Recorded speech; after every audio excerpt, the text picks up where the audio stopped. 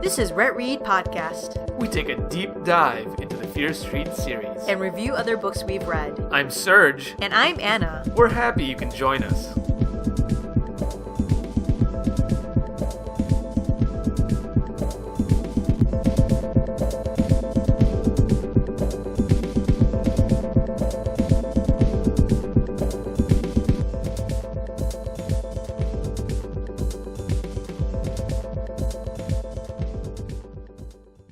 Hey there, Ret Readers! Hey, yeah, another exciting episode, although I guess this isn't really an episode so much as a recap of BookExpo. We went again this year like we did last year. So one of the coolest experiences we had at BookExpo 2019 was finally getting to meet RL Stein.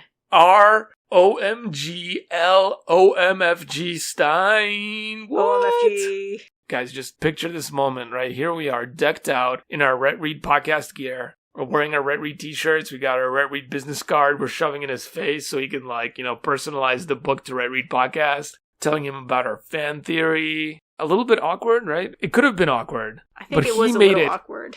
I'm sure it was super awkward, but it wasn't because this dude is so gracious. He was just he just went with the flow. He made it all go. He was he took a photo with us. Nicest guy ever. Super friendly. Super friendly. And we didn't even know he was going to be there. He was at both BookExpo and BookCon. We had no clue it was happening. When I had gone by myself on Wednesday to BookExpo, I was just going through the exhibits and I saw at the Boom Studios booth that they had this graphic novel. And then I was like, oh, that looks pretty cool. And then I looked at the name. RL Stein. And I was like, oh my god, RL Stein has a graphic novel out? And they're like, yeah, he's going to be here tomorrow to sign it. And I was like, hold up. And I got all the information. He had a signing on Thursday. He had a signing on Friday. I'm like, we're going to make one of these. And I got a few copies actually of the graphic novel. Stay tuned for a giveaway. I brought it home for Serge and I was like, dude, RL Stein is going to be there tomorrow. And we read the graphic novel.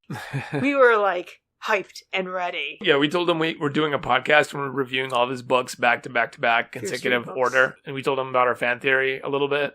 I'm going to remember this till the day I die. This guy said, you need to get your head checked out. And then he was like, I killed a lot of teenagers. He's a great dude. Definitely. This is what it's all about, folks. You set out, you do this podcast, and it's we're going to do RL Stein. We're going to do Fear Street. Pretty random, never read the books before, whatever. But you dedicate yourself to the cause, you work hard, you put up those episodes out there, you put yourself out there, you go to BookExpo BookCon 2018, you do the press coverage, you work your butt off, you apply for press passes again, you get them, you get the media access, you go in there, and there he is, RL Stein. It's like everything you've been working for, everything you have put in the hours, have done all the blood, sweat, and tears, and here he is. Again, still pretty random because I was not really that huge of an RL Stein fan coming up, but now that I'm so committed to the cause, now that I'm all so wrapped up in the podcast, it feels like something. It feels like a milestone that we've passed. Yeah, it feels good. It's almost like the universe telling us you're doing good, keep going. This is the way. So yeah, it was nice. And we got our picture taken, so check out our Instagram feed. We got the two co-hosts of RetRead Podcast just chilling with RL Stein, having a good time. Or if you're watching this on YouTube, look at your screen. It's us. Yeah, that was really great. Wow. I saw him every day. Yeah, he was at BookCon too. It was funny. He was with He was hanging out with Anna Martin.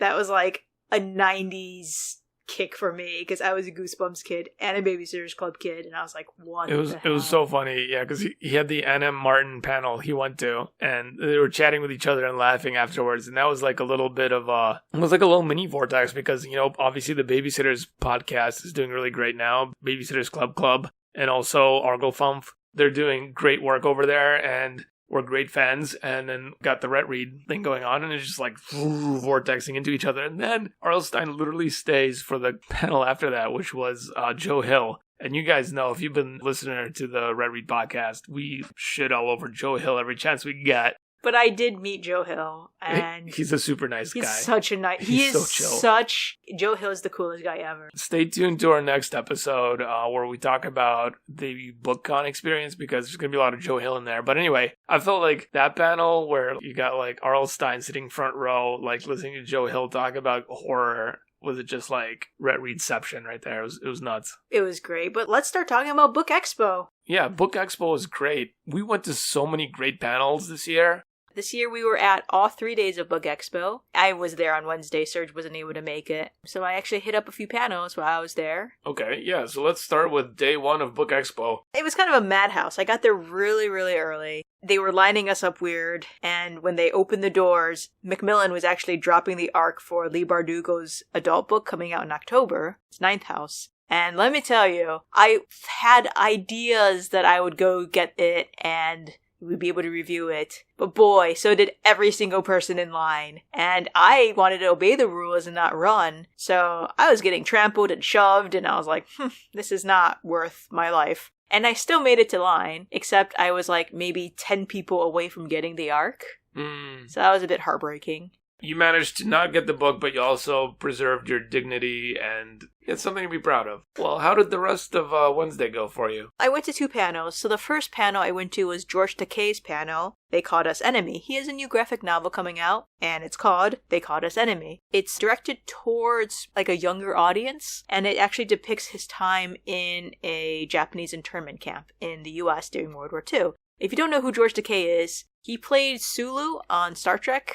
The original series, and also some of the original series-based movies. And for those of you that don't know, basically what happened was during World War II, when the United States was at war with Japan, what happened was everybody in the U.S. that was of Japanese ancestry, regardless of, how many generations back they'd been living in this country, they got rounded up and put in camps. And so he apparently grew up in one of those camps, and that's what his book is about. Yeah, he was 5 when he was sent to one. We try to stay away from politics on our podcast because, come on guys, we review fear-stricken books, let's all have fun. But the nature of George Takei's panel was a bit political, and if you follow him on Twitter, you know what his political leanings are, so these are quotes from him, Yeah, listen guys, we're just here to report the facts, alright? So let's hear it. He talks about how he basically, at 5 years old, was sent to the Arkansas swamps. Him and all the other, Japanese Americans, they didn't have any due process. They were sent to one of 10 barbed wire prison camps around the country. One of George Takei's memories is that, there was a spotlight, following them wherever they went at night, and there was a sentry tower looking down on them. He actually had, really fond memories of his incarceration because his parents did a really good job protecting him and sheltering him and trying to, do the parent thing of, trying to make it the best they could for him and just pretending oh, no, this is fine. We're gonna be okay. Everything will be okay. While they knew that this is a really messed up thing that happened.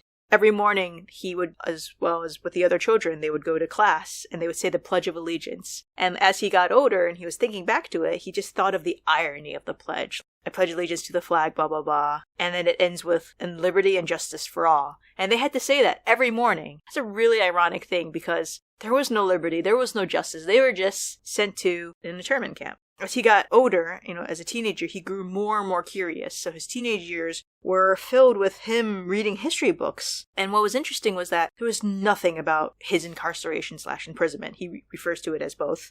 He was really confused because, this was his life. He lived it. How can it not be in any history books if he can verify it with his childhood? What he did learn when he read the history books were mainly about the noble ideas of democracy that, the United States was founded on. He asked his dad, listen, this is really messed up. How can they keep saying that this country is a great one after what they did to us? He couldn't reconcile what he was reading with, what he had experienced. And then when he realized that his dad had a lot of pain, anguish, and rage and despair of the internment, his dad told teenage George that it's a people's democracy. And people can do great things, and people are fallible human beings who make mistakes. So for instance, FDR was a great president in the 1930s. He created jobs. He created infrastructure. He created the new American that we know now with the New Deal. But the thing is, when the nation got swept up by racism and hysteria, a great president was stampeded by racism, and he showed his fallibility. When a great president makes a small mistake, it's actually a great mistake to the citizens that have to bear the brunt of it. And that is what George's dad told him. Something that George took away from this was that you have to be actively engaged to make a better and truer democracy, because a democracy represents the will of the people. So if you are not working hard to engage in the democracy, then it's not necessarily representing your will. And that's something huge he took away from it and something he's still acting upon right now, which is why he's so vocal politically on Twitter.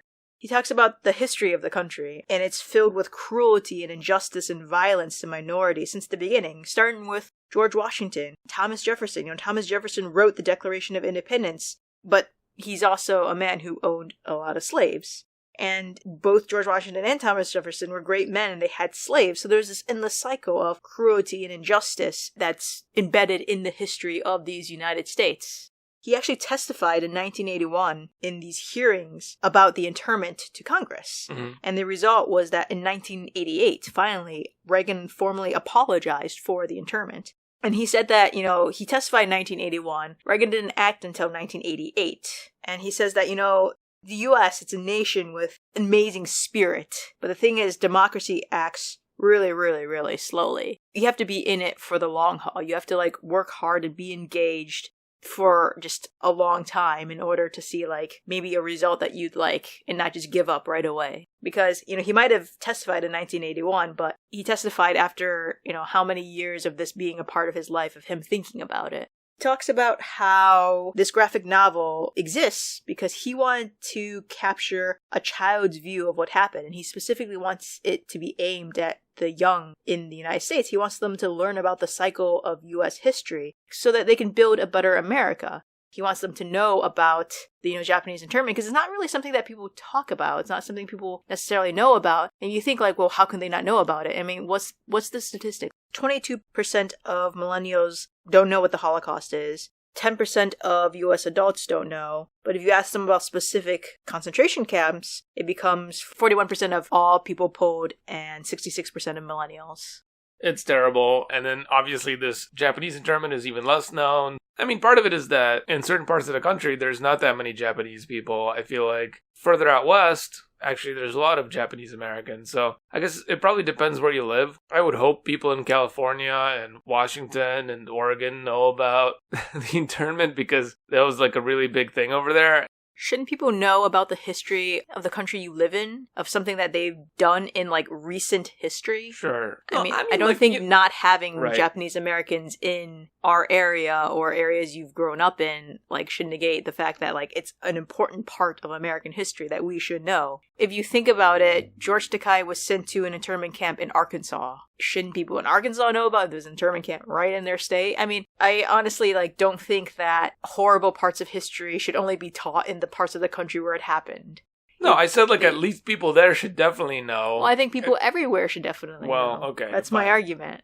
George Takei has made it his mission in life to raise awareness of this chapter in U.S. history. But the thing is, he sees it just repeating itself again. And he wants to just, have young people learn, listen, this is an awful part of our history. It's been part of the history since the beginning. Let's do something about it. And he's tried to relate to what's happening today. He says that we've reached a new low at the southern border, that we're tearing children from their parents and putting them in cages. And as of the panel, there were 6 children who've died while in custody. He mentioned the Muslim travel ban and that it's a sweeping statement. One of the things they used against the Japanese in the past were that anyone who is of Japanese descent is a spy or a saboteur, fifth columnist. And the president were saying that all Muslims are potential terrorists. What gave him hope was that when the Muslim ban came out, people went to the airports to protest. Lawyers were coming in. Sally Yates refused the order. The acting attorney general at the time, Sally Yates. And then he said the third travel ban has been sustained by SCOTUS, but the only good thing that came from it was that Chief Justice Roberts overturned Korematsu, which he saw as, 1 step forwards but 100 step backwards. And Korematsu was the Supreme Court case. That was basically the ruling that came down for putting Japanese Americans in internment. Yeah, it's considered to be one of the worst Supreme Court rulings in the history of the Supreme Court. I didn't know that overturning that was part of the arguments there for the travel ban. I think it was the administration that had tried to cite Korematsu during the court case before the Supreme Court, and people thought that was ridiculous because why would you cite something that was generally regarded as a really cruddy decision? So then he took audience questions. So a question was about his mom, because he talked about his dad. He talked about how his mom was very strong and determined, but she could be a battle axe when needed. She was a caregiver, but also while they were interned, she somehow smuggled in a sewing machine as contraband, but she wouldn't let anyone touch it because she knew that they would get in trouble and she was the only one allowed to do it. George Takei has no idea how she got it in. Somehow she just got this massive sewing machine, walked it past the centuries and just put it in their, like, living quarters and just sewed shit. And then someone asked about rounding up supporters of Italy and Germany during World War II. And he says the difference between that and what they did to the Japanese were it wasn't necessarily a wholesale roundup. For anyone of Japanese descent, you were automatically sent. For Germans and Italians, it was more for people who like had actively vocalized support for Italy and Germany. But there was also some... Yeah, I mean, or like their neighbors decided that, you know what, I don't like them. I'm going to report them for doing this even though they're innocent. It was basically that as well. Yeah. So he says that, it's a little different, but it's not any better. I mean, how'd you like the panel? How was he? Was he like a good panelist? George Takei is charming as fuck. Oh, yeah? Yeah. It was good? He's really good. He talked for a little bit, and then there was like a moderator that talked to him afterwards, and then like had questions from the audience. Any sound issues? Sound was good? Sound was good, yeah. Some of the panels, it was like a little touch and go, I feel like. Yeah, no, this was a really well done panel. It was like, I think the first panel of the day. You run in, you didn't get the arc, you go to his panel. That's basically what it was. You sit there and say your little consolation prize, you just listen to the soothing tones of George Takei talking about his family getting imprisoned in Arkansas in a swamp. Yes. I don't want to get political, I guess. I guess it made me feel... That boat has sailed. I think it's one of those things I think everyone that is an immigrant or a child of an immigrant thinks about. It's one of those things you can't help but feel a little nervous, and you can't help but, like, worry. So when he talked about him as a 5-year-old and his experience, and, like, his resilience and his family's resilience, you think about all the families that didn't necessarily have that, who didn't come out as well as he did. And I don't know. I thought his dad's thing about how it's a people's democracy and that people can do great things, but people are fallible as well. I thought that was really interesting. Yeah, I mean, that's very appropriate. In a democracy, the majority can make the wrong decision or make a decision for the wrong reasons, and we end up where we are today. Barack Obama also said something along those lines where he said, the people get the government they deserve. Mm-hmm. If not enough people go vote, the people who did vote are the ones that make the decision. So you made a conscious choice not to vote, well, this is what happens. And well, that's fair. If you get up in the morning or whatever, go after work and you go and vote for your values and what you believe in, absolutely, you should get what you voted for. If there's more people that share your mind view that actually went to go vote, then that's obviously how democracy works. I think we can all agree on that. I think, as you mentioned, not every decision is set in stone.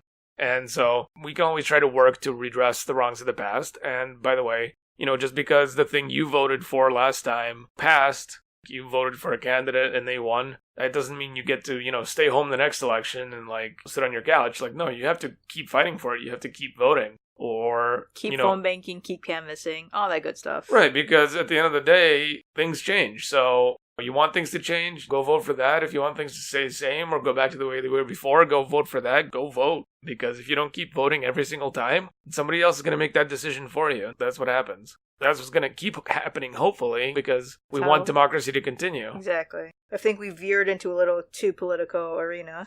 That was the George Takei panel. I actually missed his signing. Wow. I was really upset about that. They were giving samples of his graphic novel, and it looks really interesting. What did you do next? What was next up on your hit parade for Wednesday? Well, the last thing I did was I hit up another panel called Power of Diversity. And I was actually a little bummed by this panel, because there was supposed to be a lot of people there, but instead it was 2 people in the room itself, and then 2 people via Skype. And that was a bit disappointing. So the panel was moderated by Arkea Jacobs, and the panelists were Shaleigh West, Skylar Whitehead, and Tiffany Jackman. From what you told me about this panel, it was boring. People didn't show up. You didn't even see how it was relevant to BookCon and BookExpo, because if you wanted to have a panel that talks about these issues of diversity, that's all well and good, but it could have been done from the standpoint of the publishing industry or writers or editors. I went to a really nice panel last year. It was the life cycle of a diverse book, and it was talking about how to bring diversity into all aspects of publishing, starting with the author, then talking about the publicist, the editor, the people at the publishing house, and that was like relevant, and the panelists were engaged and like actually interesting to listen to, whereas it sounds like half the people at this panel didn't even know why they were there, and the other half didn't show up. There were a few people who didn't show up, that's for sure. 2 people didn't show up, and it was a little confusing because these aren't authors per se. I mean, one of them has like a coffee table book he's trying to put out. It's weird. It's always important to get the messaging out,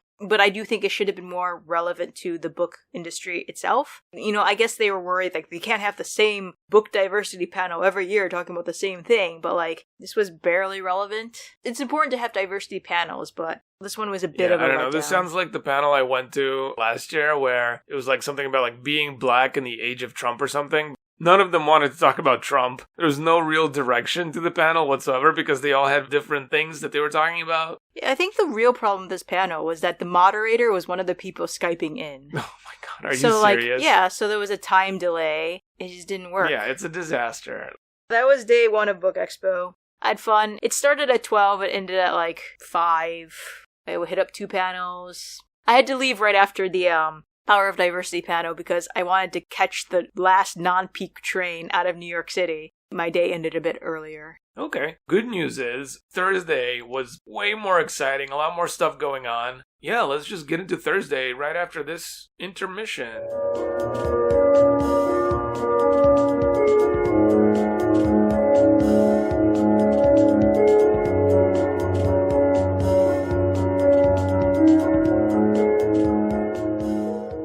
BookExpo 2019, Day 2. I started off by going to the panel, If Everyone's a Critic, Is Anyone a Critic? And of course, we here on RetRead Podcast are book critics first and foremost. But I wanted to go to a panel where some hoity-toity, quote-unquote, real book critics talk about how important they are, look down their noses at us humble internet folk. So this was interesting. There was a moderator who was the VP of events of the National Book Critic Circle or something like that. And they were actually hosting the event and the panel, I should say. And they were trying to drum up support and get people to sign up for their society or whatever. Is it Carlin Romano for the America the Philosophical? Yeah, Romano was, the moderator. Then for the panelists, we had Jenny Han, who is just starting out as a critic. NBCC Emerging Critic 2018. And then we had Carlos Lozada from the Washington Post and Nicholas Latimer from Knopf Publishing. So Carlos is actually an established critic. He's been around maybe like about 10 years or so working in the Washington Post, but he's only actually been a critic maybe like the last 4 years or so. And then obviously the guy from Knopf works with critics. He's actually the guy that's responsible for publicity and making sure that the review copies go out to all the reviewers, making sure that the blurb from the reviewers gets on the book.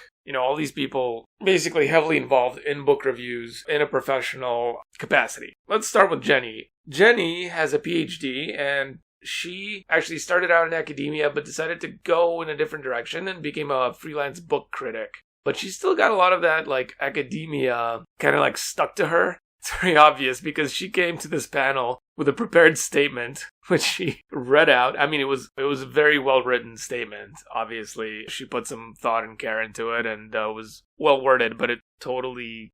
Is it like, if I imagine Fraser Crane at a panel? Yes, it was Fraser Crane at a panel. It was just, she was like a total cartoon of herself. If you want to talk about how Goodreads has democratized the reviewing process, how Amazon has democratized the reviewing process, where anybody can be a critic, anybody can write a book review, and you want to then contrast it to the stereotype of the elitist ivory tower thinker that is like looking down their nose at whatever and judging what is worthy and what is not worthy. She definitely fits that stereotype. She didn't want to be in academia because she didn't want to teach. She decided to go into, as she put it, critical nonfiction. She's a freelancer at the moment. One of the interesting things that she's noticed along the way is that she feels like her skills are being devalued recently. Even though she has a PhD in whatever, she feels like in a lot of the work that she does, that's not relevant or not considered or taken into consideration whatsoever. I mean, is she salty that Jesse the Reader has like more people liking his reviews?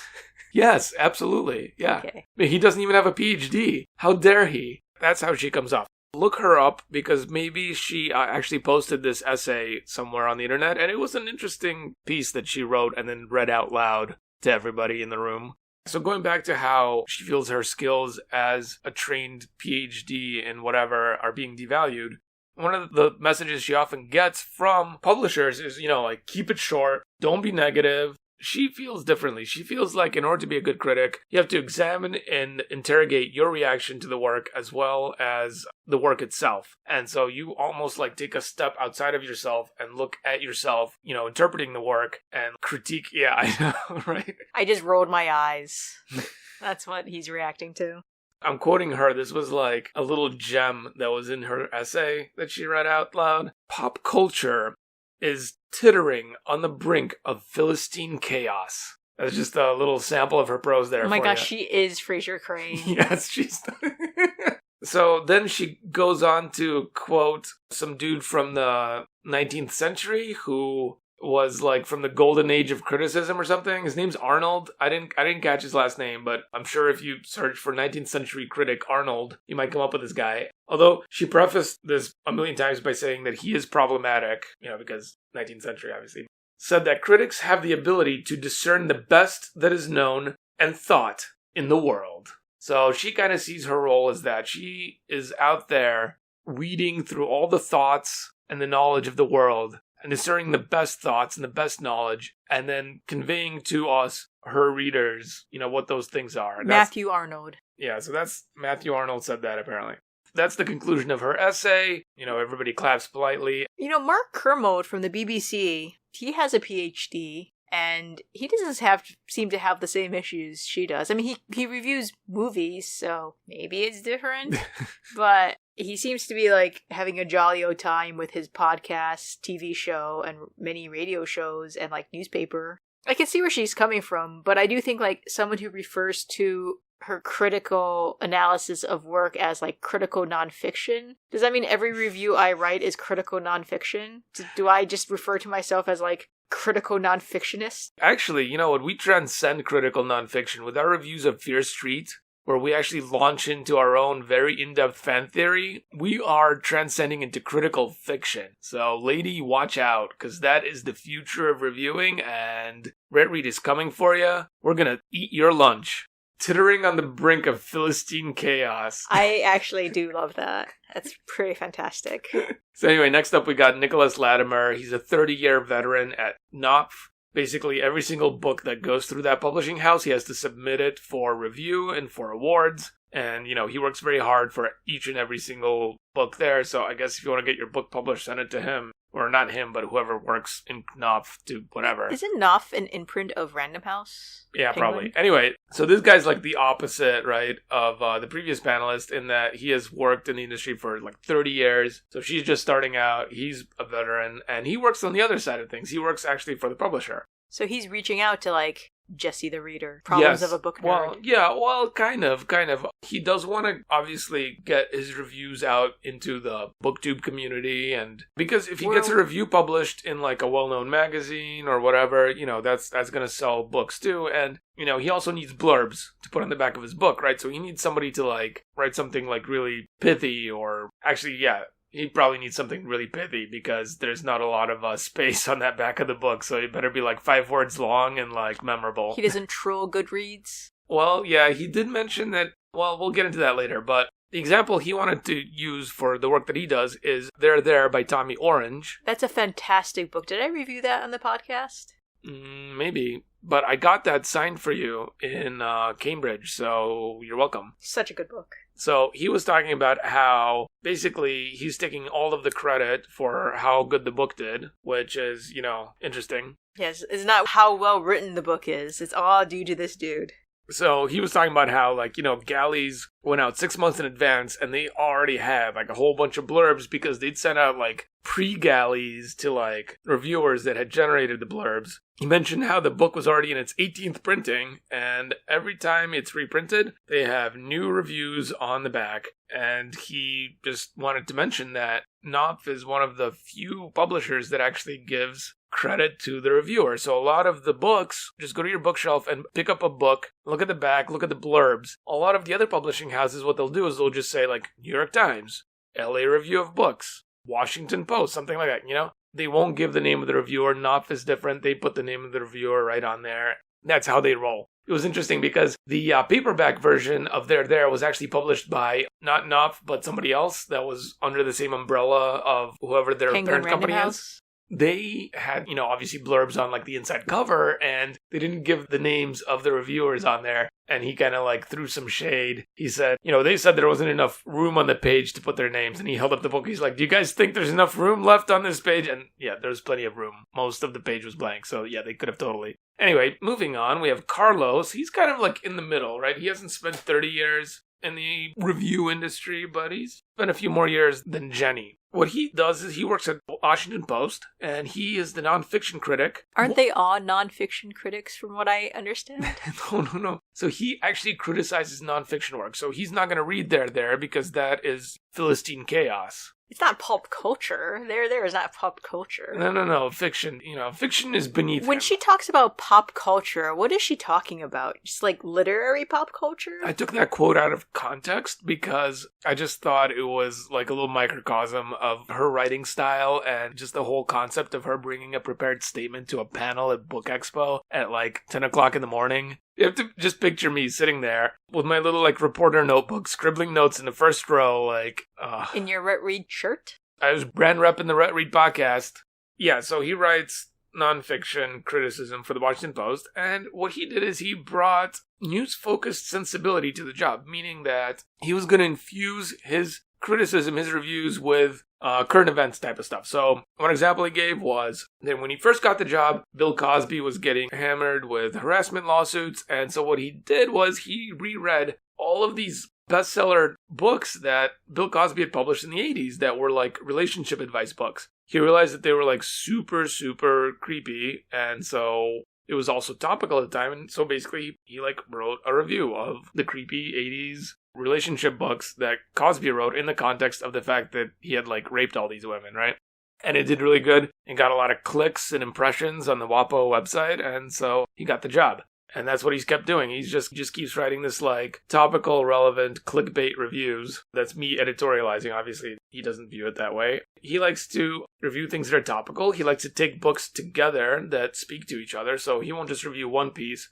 He'll review several different things that are in the same realm, and he likes to have the books or articles or whatever he's reviewing have a conversation with each other inside of his review. He even reviews old books which are relevant today. So even if it got published like 100 years ago, if it's relevant to something that's going on today and he thinks he's going to get some clicks, he will review that shit. All right. And he said that he tries not to be, hostage to the publishing schedule, and he would rather focus on the current moment. Again, reiterating what I just said, like he doesn't care. If somebody has a book coming out next month and they want a review from him, but it's not relevant to what's going on, or there's something more pressing or more in the zeitgeist, he's going to review that instead because he's not beholden to the publishing house or their publishing schedule or what they want to publicize. He just wants to get clicks and views for his newspaper. He did mention that some good sources for good criticism, if you are into reading reviews, are LA Review of Books, The Point magazine, which is out of Chicago, and Arts and Letters Daily. Those are his top 3 go-to things that he kicks his shoes off at home and sits back in his easy chair with his cigar and like glass of cognac, and he reads those 3 things. Was he the one that the publisher sent him a bottle of cognac? The publisher sent him a bottle of vodka. Was the book so bad they're like, listen, read it while drunk?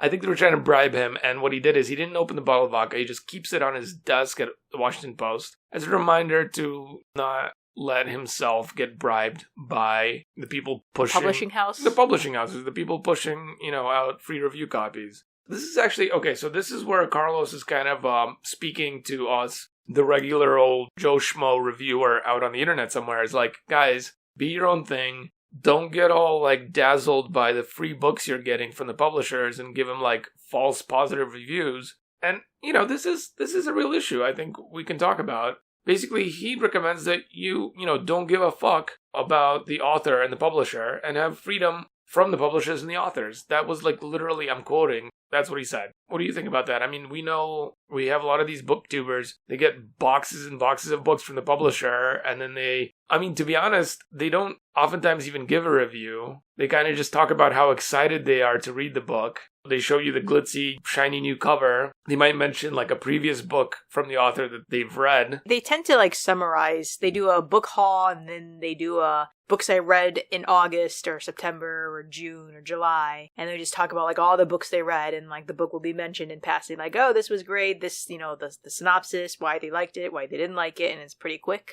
I mean, let's look at Gentleman's Guide. That went out to like every single booktuber. They all got like super stoked for it. Got like a lot of excitement built up to the point different where covers.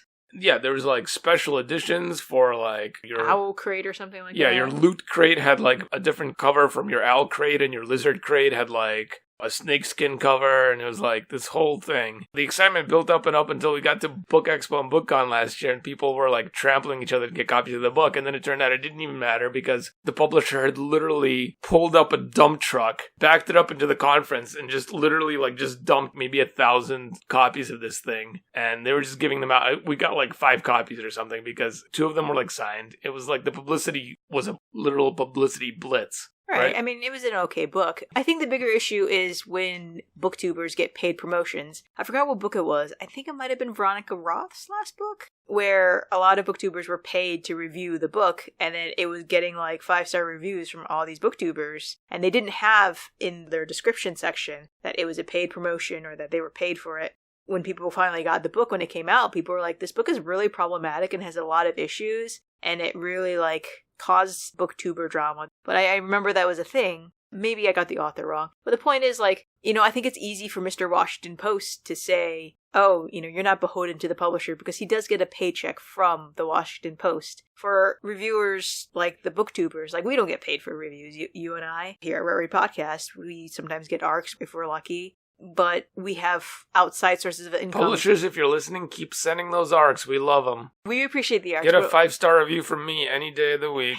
No, but what I'm saying is that, for some of these booktubers, this is their source of income. And for them to continue making this a source of income, they need access to these publishers. In order to keep this access open, they need to give these 5-star reviews to continue getting the ARCs, to continue getting the clicks. And it's sort of in the cycle where they need the publisher as much as the publisher needs them, whereas Mr. Washington Post doesn't need the publisher. Yeah. He's going to get the book no matter what because he's with the Washington Post. And when you have that sort of access, it's very easy to say, listen, you're not beholden to the publisher, you do your own thing, because it doesn't matter to him. But for people like those booktubers or, people getting started in this review thing with how things are now, you're pretty beholden to the publisher, because once they cut off your access, you don't get the ARCs, you don't get your review out. I know how long it takes to review a book. Like my reviews, it takes me hours to write. Editing a podcast can take a while. Like, you want to get your review out as soon as possible. Like, as soon as that embargo lifts, you want your review out. And if you don't have the access to the book, then you're not going to get that review out, and then no one's going to listen or watch your thing because, hey, you don't have the thing. I know the booktubers, like the big ones, they can surely give like a few 1, 2, 3-star reviews. They can be a little more honest. I think the bigger they are, the more honest they can be. But if you're not one of the big like booktubers, you are weighing that very heavily in your mind. Like, can I afford to give this 1 star? If I do, what happens? Well, what he's saying is don't. Just be yourself, because at the end of the day, you may think you're beholden to the publisher or the author. You may think you owe them something, but it's just a free review copy. It literally costs them nothing to send it to you. You don't owe them anything. And at the end of the day, you owe it to your audience to give them a fair review. And by the way, if you slam it and have like a fun rant about how it sucked, your audience is going to love that too. Let me come back and talk about Latimer, the guy from Knopf. He's out there in the panel saying like, listen, I don't care what you write in your review. I'll still send you the copy. He said to some extent, even bad publicity is still good publicity. This is a guy who's been in the publishing world for 30 years, and he has literally no issue. He doesn't have like a blacklist of reviewers somewhere on his desk where he goes like, oh, they wrote a 3-star review. I'm not sending them another review copy. What I think I would recommend is to do the right thing and to not be beholden to the publishing industry. We don't need a bunch of publishing industry shills. I can see what they're saying, and from their point of view, if they're talking to other people, like from the Guardian book review, or from the New York Times book review, or from the LA book review, like, sure, You're not beholden to the publisher. But if you're talking to like a 20-year-old booktuber, I could see why they'd be scared that they would lose access. And it's very easy to say like, hey, don't be scared. But like, they're clearly not talking to that group specifically. No, they aren't. To a certain extent, they're still talking to a room full of people that are from sort of a dying out print media reviewers circle. I don't know. Are they dying out? Because I follow all of their podcasts. Actually, I listen to the Guardian Book Review podcast. I'm talking about the people in the audience that they're speaking to.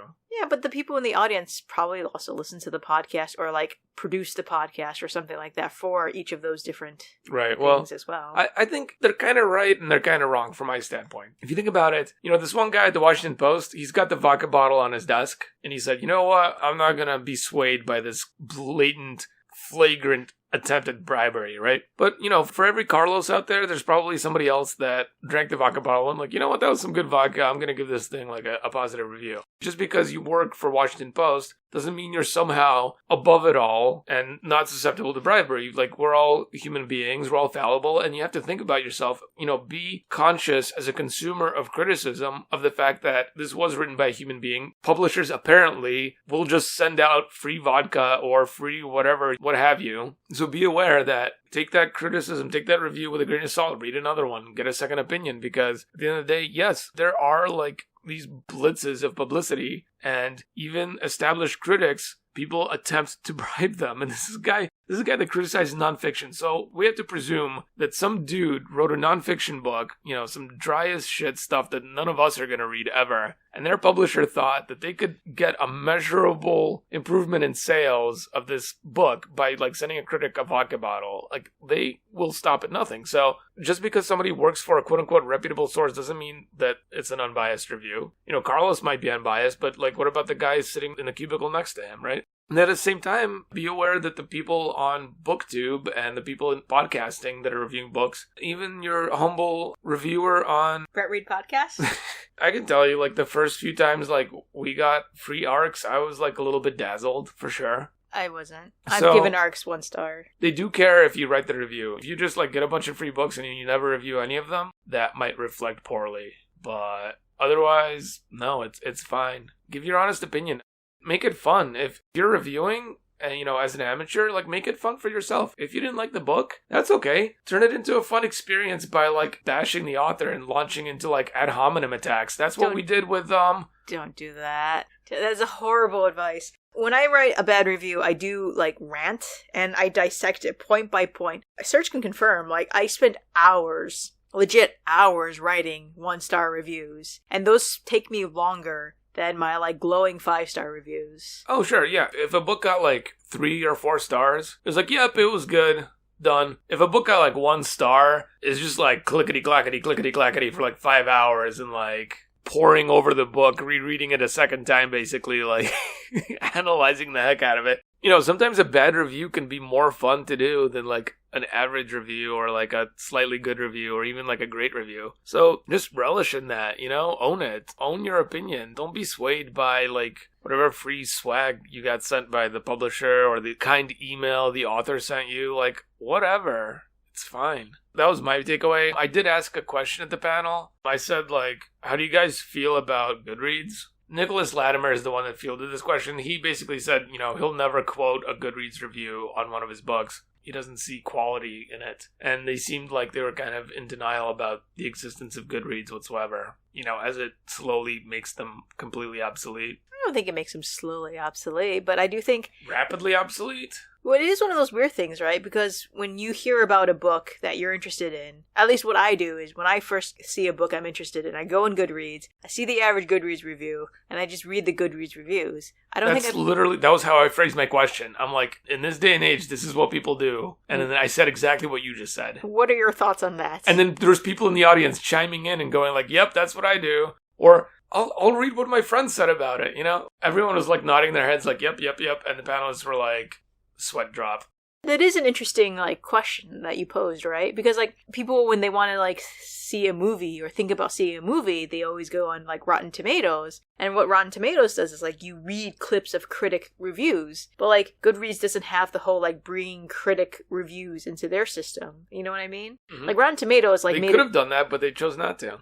I think I like that. I would love to read. I love professional critic reviews of movies. Like, it's one of my favorite things ever to, like, just go on Rotten Tomatoes and just click a bunch of reviews and read it, because they do have, like, this wonderful way of words. That's a good point. Maybe the National Book Critics Circles should get their shit together and, like, make a rival website to Goodreads.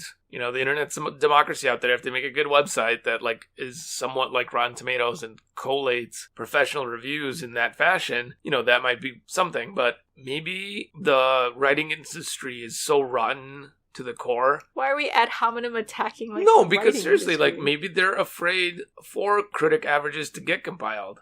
Because at the end of the day, like, even if a book is really terrible, they still want to sell a bunch of copies. Remember when we were in London that one time and we ended up buying the shittiest book of all time because of this huge ad campaign? Surely the publisher knew that the book was crap, and yet they spent millions of dollars advertising it and still made a profit anyway. I mean, there's shitty movies out there. The movie industry probably makes more money than the book industry, so they still allow that sort of things. I mean, the big movie that's flopping this weekend is X-Men Dark Phoenix, and that's being blitzed everywhere, but, like, it's not doing so hot on Rotten Tomatoes, and every review I've seen is pretty negative. So I don't know if the movie industry is okay with it. I don't see why the publishing industry would be against it. I think like the Knopf guy said, like, any publicity's publicity. So I really think the National Book Critic Association or whatever really failed in not, like, trying to integrate themselves into Goodreads right away. I think that is, like, a failure of the system, because even in terms of, like, book reviewing on YouTube, there's a lot of movie reviewers on YouTube. Even the big ones have, like, YouTube things. Like Mark Kermode, his reviews are on YouTube. And then he has, like, his 2 podcasts, right? And then he still has his, like, written work. You have the people from, Breakfast All Day. They're all, like, big critics, but then they have, like, a podcast and a YouTube thing. I follow, like I mentioned earlier, I follow, like, all these big book podcasts, but you don't really see them have that much activity on YouTube. And the question is why? They are making themselves obsolete more than anything else. It's not Goodreads' fault. It's their fault for not joining what their movie critic colleagues are doing and, like, joining the plebes. And like I said, they can make their own website. They can make their own Rotten Tomatoes. Band together, they don't. I think the critics have failed themselves by not joining with the times. That Rotten Tomatoes thing, like, I didn't think about it until, like, right now when we just talked about the Goodreads thing. Like, because we were talking about, like, when you go on Goodreads, you read the reviews. Like, I don't even know, like, how to seek out a good book review from, like, a legit critic. It's just interesting how, like, they've made themselves so difficult to find in some way. It's almost, like, esoteric. Mm-hmm. You got people like Jenny, who, got a PhD and doesn't see why, like, she doesn't get handed a medal every day for the PhD that she got. I don't know why people don't see it as relevant that I got this PhD. Did she say that? She actually got a question from somebody in the audience that was like, you really come off like an elitist. I hope you're aware of that. Did someone actually say that to her? Yes. Holy crap. How did she take that? She frowned, I believe. It was definitely a very thought-provoking panel. I enjoyed it, and I definitely felt that sense, like, where they didn't want to go there, talk about Goodreads, to talk about YouTube book reviews. They skirted the issue. They're kind of stuck in their own little world over there. I guess it's better to hide from Goodreads and booktubers and book podcasts than join them. We're coming for you. RetRead Podcast is here. Yeah, I mean, it's easier to hide and stick your head in the sand, but it may not be the best thing for book criticism. It may not be the best thing for the book reading public in general.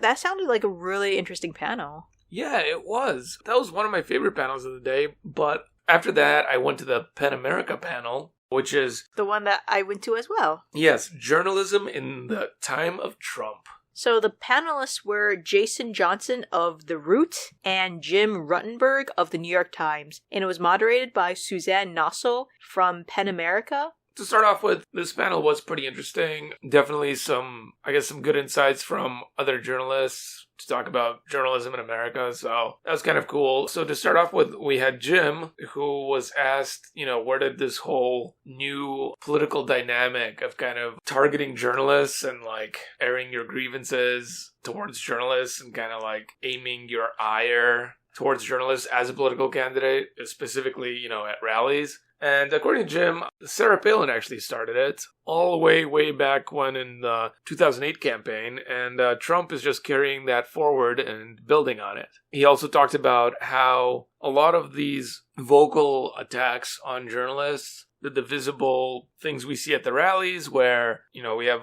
the candidate saying, oh, they're the enemy of the people, and you have the people at the rallies acting violently towards the press, is actually kind of like a little bit of a white noise. The attacks are becoming a little bit normalized, and it's starting to kind of like fade into the background of our awareness. But actually, the more concerning thing to Jim is the kind of the real legal moves that are being made to restrict press freedom in the courts right now. Those are the actual problem as he sees it, and all of this other stuff is a distraction and peripheral. Jason then jumped in and said that it's actually wanted to mention that as a person of color, as a black man, he also faces an additional threat because to be black and a journalist, you do actually face some real life threats covering campaigns. It could be problematic. Well, he's also a professor at a university, and they've gotten threats to the university, the School of Journalism, and he fears for his students' lives, and they're scared of the field they've chosen because they didn't think that this was a job where your life would be in danger. I mean, if you're a foreign correspondent sent to a war zone, you have that sense of real fear, like Lindsay Adaro, she was that photojournalist. For these people, they think they're covering a political rally in the U.S. They never thought that they would come, that they would be in danger at home. And now they're talking about, I believe both of the panelists mentioned that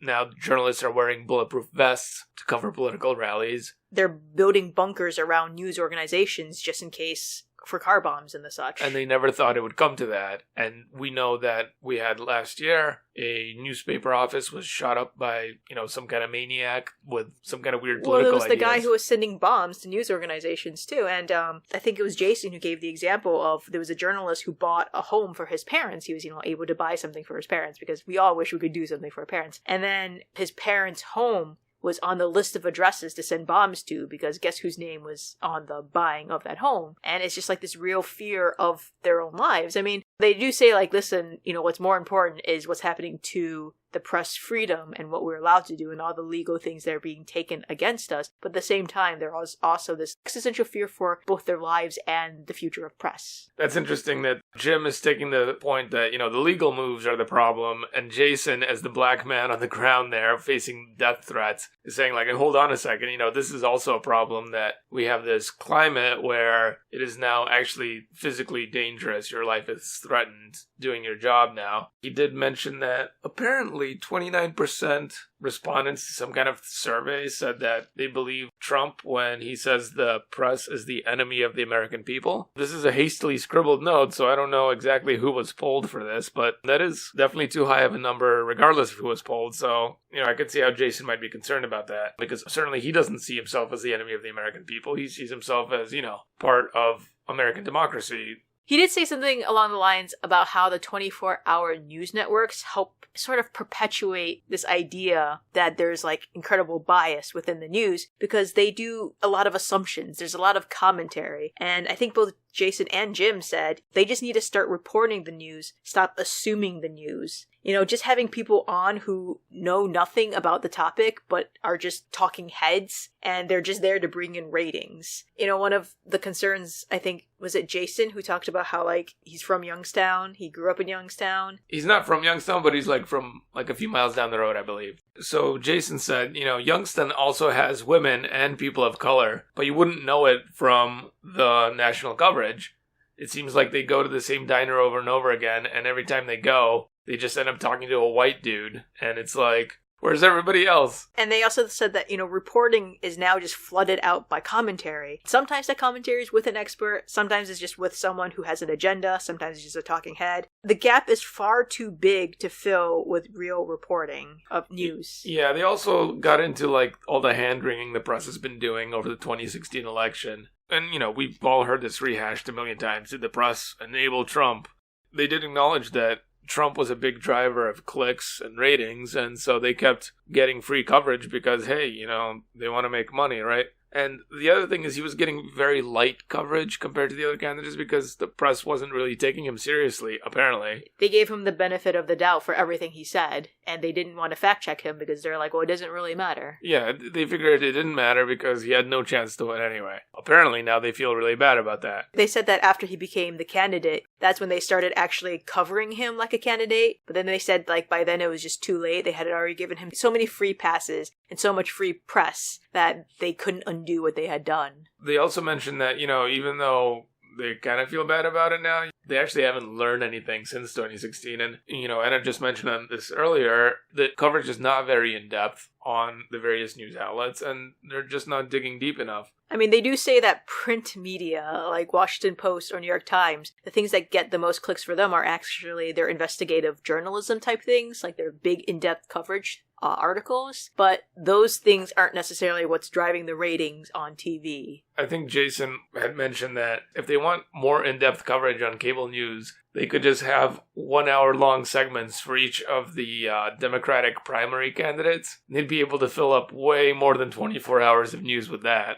His point was, that's a joke, but the point is that there are topics and issues out there that are of interest to people that you could do in-depth coverage on cable news and fill up the time. But I guess it's just cheaper to have talking heads on debating the same issue over and over again because you don't have to prepare, you don't have to outline, you don't have to do the research, you don't have to pay people to do all those things. And so you just invite people on and have them just wing it. And you kind of outsource the news cycle to pundits and just roll with it. It's like a cheap, mass-produced, you have two fast people food arguing news almost. Coke versus Pepsi, who wins? And at the end of that argument, neither one won, but at the end of the day, someone is still like, oh yeah, this guy, who's for Coke said some good things. I like Coke better. Another person who's watching would say, oh, I heard that person who was going for Pepsi said some good things. I think Pepsi's better. You literally just have two people saying nonsense, and that's the news. Yeah, and they filled up some time and got some advertising dollars, and that's all it comes down to. Not a lot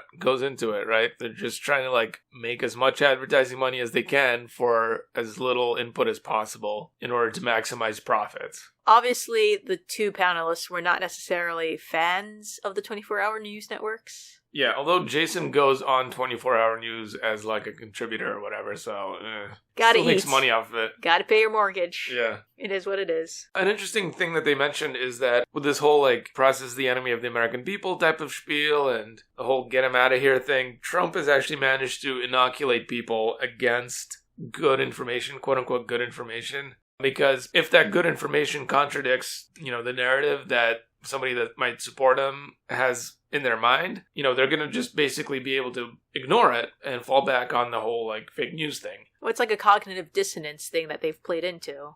I like that word, inoculate, right? Basically, all of these people are just vaccinated against any kind of facts that contradict their own preconceived worldview. And I don't know, maybe they weren't before, but they definitely seem to be now because... yeah, people seem to be very set in their views and beliefs these days. It seems like you can't really convince somebody one way or another.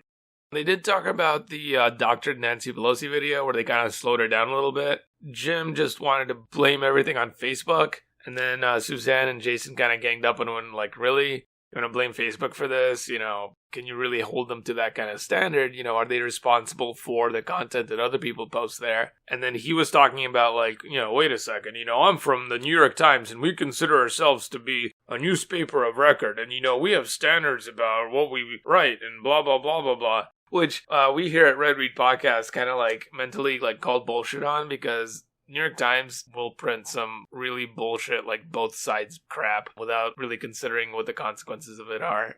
I mean, I see what he's saying, that there is some responsibility of what Facebook should allow. He did talk about how, the FCC has community standards, how the New York Times and Washington Post are all held to, a certain standard. And if Facebook and Twitter want to help with peddling of news, or not help, but, want to be part of the whole peddling of news thing, then they should be held to similar standards. I think that was his point. I think where his argument lost a lot of steam, and maybe this is because I had just gone to the If Everyone's a Critic, Is No One a Critic panel right before this, is that he kind of took this view that new media, journalists on Twitter and journalists on Facebook that were non-traditional, non-print media, were somehow lesser than his newspaper of record, the New York Times. he's kind of like, oh, well, they don't have to follow the same standards, and therefore, you can't trust any of them. And he was like really poo-pooing that kind of stuff. And it came off more like he was feeling threatened by the new media, much like kind of the book critics were threatened by things like Goodreads, and were kind of like, didn't want to touch my question about that with like a 10-foot pole. So there is like a little bit of elitism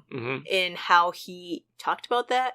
His views were kind of myopic, and he wasn't like really seeing it from the standpoint of like, here's regular Joe on Facebook. What is their Facebook experience? And, that's what Facebook has to worry about. He doesn't have to worry about it, but that's what Facebook's worried about. But he and is that's saying what Joe's that going to think about Facebook it. should worry about it. He's not saying average Joe should be worrying. He is saying that Facebook should be worrying about it. Facebook is worried that average Joe needs to be happy and doesn't need to like have video doctored flashing at the bottom of his video. I mean, isn't that part of, like, being inoculated against the truth? Sometimes that is what it is. Well, like, maybe Facebook is worried that Mr. Inoculated Against the Truth is going to, like, stop using Facebook if they start editorializing their content. Are we coddling people? I hear the argument you're trying to make, but at the end of the day, it is what it is. That's life, that's the truth, that's facts. Like, I'm sorry. If you want to scream that the earth is flat, well, too damn bad, it's not. And I do agree with you, like, real rich coming from you, Mr. New York Times, because they've printed some, like, let's not get into it. Yeah. I think all the panelists agree at the end of the day, like, Facebook isn't going to do this on their own out of some kind of, like, desire to do good in the world or whatever. It's going to have to be regulated, and somebody's going to have to, in the government, step up and draw up a couple of rules for these guys to follow. Not just Facebook, but, all the other big guys out there, and little guys too. They did mention Julian Assange. Obviously, the guy's been kicked out of the Ecuadorian embassy, and now he is facing extradition towards, maybe the United States, maybe Sweden, who knows. But there's a whole bunch of new charges now that have been drawn up by the Justice Department, and they're really throwing the book at him. The problem here, as Jason and Jim see it, is the fact that a lot of the stuff that he's been charged with is kind of like everyday, normal stuff journalists do. They have anonymous sources that leak stuff to them, and then they go ahead and, publish stuff based on that. They think it's a test case to push journalistic notions, I guess. Like you said, it's basically the idea of getting information that someone else stole and publishing it. And that's a lot of what you get in terms of journalism. Like, people give you information, and then they get to stay anonymous, and then the journalists put it out there. Yeah. And that's one of the things that they're trying to pin on Assange. And depending on how that case goes, it's really a fine line. It was Jason who said something really interesting. He says that, Julian Assange is not a good person. He's not a person that he'd want to spend any time with. But don't begin with the caveat that he's an asshole. If you can't defend the rights of an unpleasant guy, then rights don't mean anything. I think that's a point that a lot of people ignore, because they just say, like, well, he's an asshole, which, they just end it there. And then it's like, well, but that doesn't really mean he doesn't being an asshole isn't necessarily a crime, right? So in like a civil society, we can't just like throw rules out the window just because we don't like somebody, right? I thought that was a really interesting panel. PEN America always does amazing panels. I did enjoy their panel last year. This was another good panel. As far as Thursday's panels went, it was pretty good. Not sure if I liked it better than the critic panel, but yeah, it was pretty good. PEN America is really, really great. They fight for like journalistic freedom and do a lot of good stuff, and you should check them out. We did forget to mention that actually right before the PEN America panel, I attended basically like a comedian panel that was on the same stage, like right prior to that. So the panelists for that panel, which was Laugh Out Loud with Jenny Slate, John Hodgman, and Pete Holmes, were obviously Jenny Slate, John Hodgman, and Pete Holmes, and it was moderated by Ben Dreyfuss. John Hodgman was a correspondent on The Daily Show, or he was a contributor, and Pete Holmes was actually the warm-up act before The Daily Show tapings. Jenny Slate did She did Marcel the Shell. And isn't Ben Dreyfuss the son of Richard Dreyfuss or something? Ben wrote a book called Comedy Sex God. Hodgman wrote a book called something like Medallion Status or something like that. John Hodgman wrote Medallion Status, True Stories from Secret Rooms. The reason I don't have much written down for this is because these people were so hilarious that I literally didn't take any notes during this panel. I was just busy laughing out loud and having a really good time. It was a really fun panel to go to. All the three of the panelists had really good chemistry on the stage. They joked around, they teased each other. It was hilarious. There was a lot of jokes about a major world religion, which I'm not going to mention here. But they had a booth at both BookExpo and at BookCon. That's as much as we're going to go into with that. And I do want to make a note here that it was interesting that John Hodgman really seemed to be in character the whole time. Or maybe he's just like always like that. But he was basically like the same dude he was on The Daily Show, but just like live. I'm pretty sure that's how he is. I'm relatively certain that's just like, I think that's just his like comedy persona. Oh my God. So like anywhere he's out, like that's just the suit he puts on. Yeah, he was like completely in character, but like it was totally natural. It was hilarious. That's all I gotta say. They were really funny, and I hope they come back again because lol. That's it for our panels for day 2 of BookExpo. Really, really great day. This was my first day of BookExpo, but I had a really good time with the panels.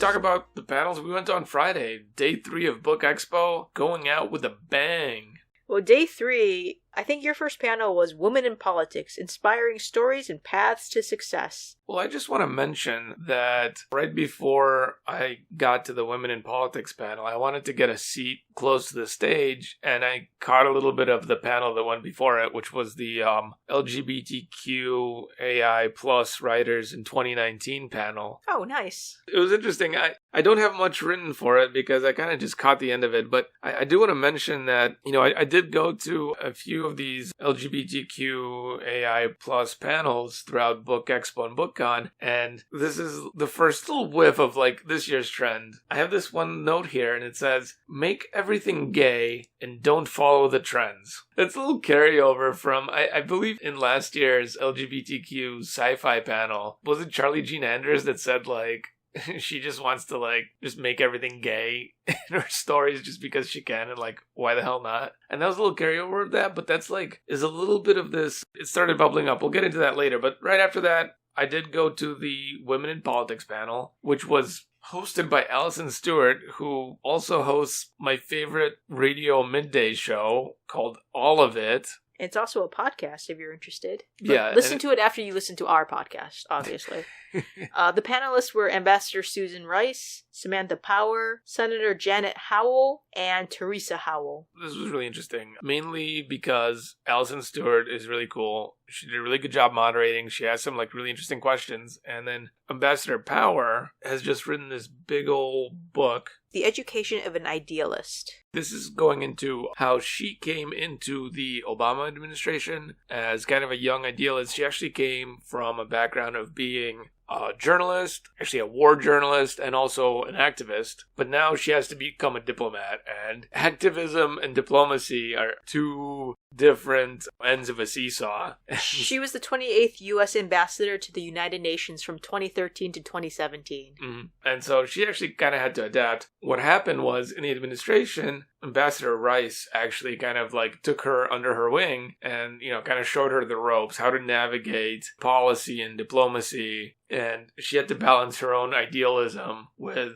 the reality of international diplomacy. And it was like an interesting dynamic to see that on stage because Susan Rice is sitting right there next to her. Here's Samantha Power right next to her. It's that same kind of like power dynamic that they had where it's like, you know, the mentor-mentee, the young Padawan and the Jedi Master. If people don't know, Susan Rice was National Security Advisor to President Obama and the U.S. Ambassador to the United Nations. Far more experienced in politics and policy, coming from more that field. Just seeing that interaction on stage was like absolutely hilarious because hilarious in like a good, endearing way. Like, oh, these are human people with human qualities and you like them because look at them having their human interaction there. Definitely Susan Rice came off as like the wise, experienced statesperson, and Samantha Power came off as kind of like the youngster that wants to like prod at things to see what'll happen, even though it might not be advisable to do so. Even though Susan Rice might have counseled her not to do it that way, and then she learns the hard way that, you know, Susan Rice is right. I shouldn't have done it that way. And like just that whole rapport that they had on stage was really, really great. They both wrote a book that's coming out soon. Susan Rice just wrote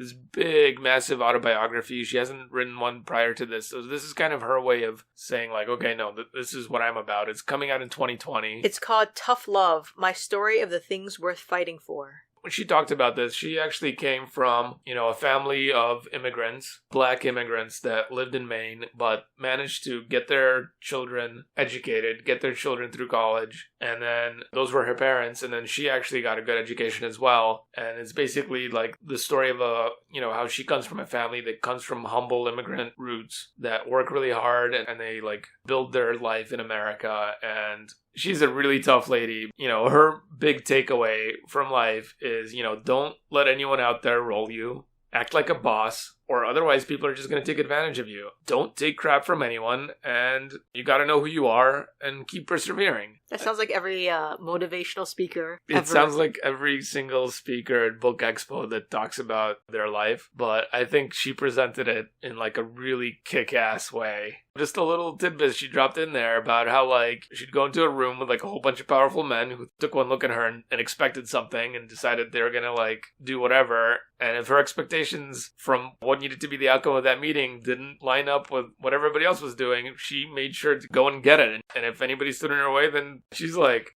not to be messed with. I mean, I think that's one of those stereotypes, right? In order for a woman to succeed, she needs to be at 100% every time. If you're a woman of color and you need to succeed, you need to be at like 200%. Yeah, and she was 200% at this panel. Nothing but admiration for her. Going back to Ambassador Power a little bit, she basically also has an immigrant story. She actually herself is an immigrant. She immigrated from Ireland with her mother, and they started a new life in America. And, she has a lot of admiration for her mother, who was actually a doctor in Ireland. But when they came to America, she had to retrain from the start. My mom had to do that. It sucks. But her mom did that and, worked really hard and, worked really late nights and whatever and got through it. And a lot of her autobiography is about her admiration for her mother and what she had to go through and how that inspired her. Allison had a really great question for her. She's like, I know you had this 600-page book published earlier. It was like some kind of policy book, I guess. And apparently that was her first book. And she had a lot of trouble getting it published. It got rejected a lot. Apparently she had to resist the temptation to topple over the exhibits of the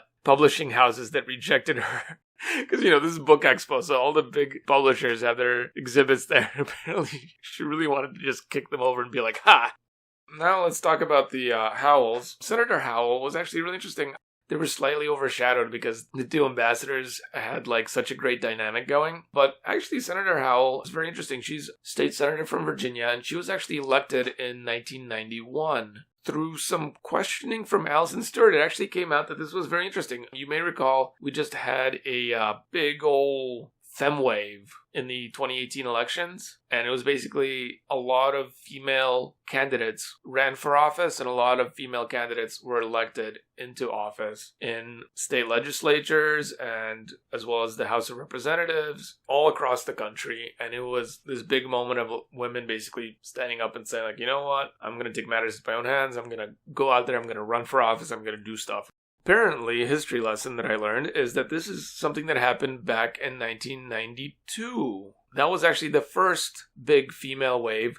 Senator Howell was elected in 1991. Now, why is that? Actually, Virginia's Senate elections are set off 1 year before these big national elections. And she just wanted to shout out that, hey, the reason I got elected was actually because of the Supreme Court hearing for Justice Thomas, where we had that controversy regarding Anita Hill. And women in her conservative Virginia district stood up and said, you know what, I've voted Republican my whole life, but this is just BS. They went and voted for the Democrat, and she got elected into office, and a whole bunch of women got swept into office too that year and the following year nationwide, and it was a big female wave. This is something I didn't know, but apparently in 2017 in Virginia, the same thing happened again. A whole bunch of female candidates got elected into office, and I think we do know that they did take one of the legislative houses over, it flipped from Republican to Democrat in that state. Apparently female candidates were a big part to do with that.